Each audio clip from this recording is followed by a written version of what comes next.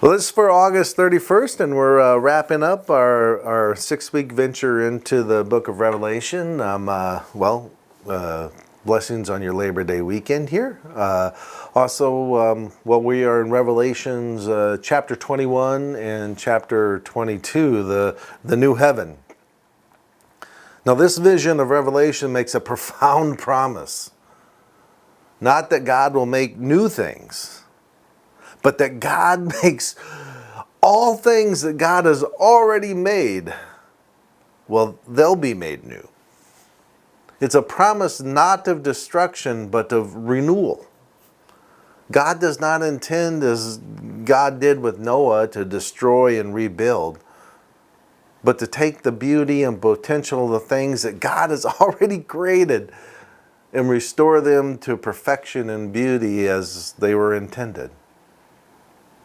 Now here, in the end of Revelation, God reiterates God's promise. I am the Alpha and the Omega, the beginning and the end. There's nothing outside the confines set by God, and all things are things of God. And God claims all things. In this vision of renewal and restoration, we see once again the tree of life that has been, absent from the story since Adam and Eve were banished from the Garden of Eden. They had been given access to the tree of life, but the access had been revoked when they ate from the tree of knowledge. But their banishment was in fact a gift. Had they eaten of the tree of life with the stain of the knowledge of good and evil, their eternity would have been marred forever.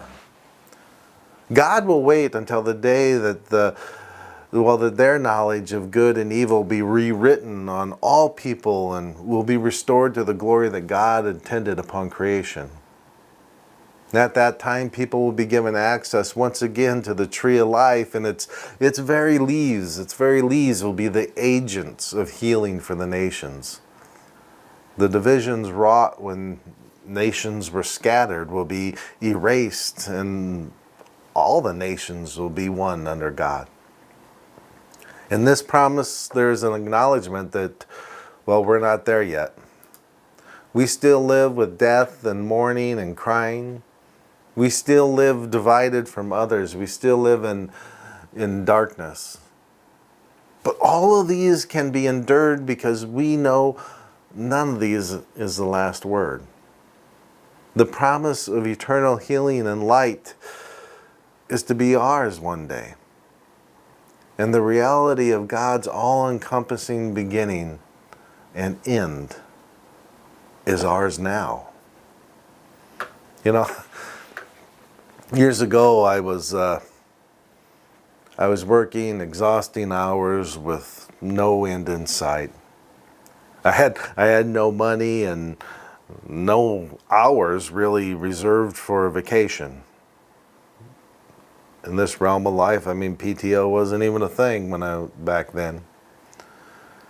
Yet I had a good friend offer to pay for a vacation yet to be planned. A couple nights in a hotel away.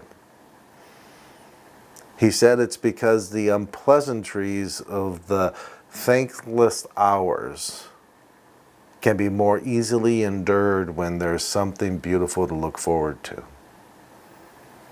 You know what? He was right.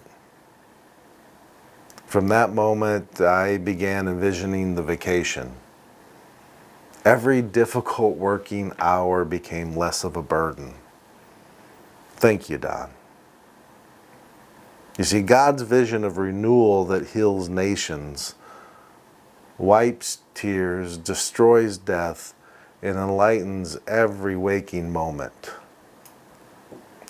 Enlightens every waking moment.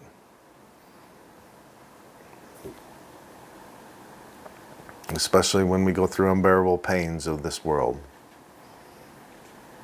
But that Alpha, that Omega, the beginning and the end, sure makes what you do, more palpable. Blessings on your week. What you do matters, and I am so grateful for your partnership in the gospel. In Christ we aspire to journey with one another in grace, in faith, in love.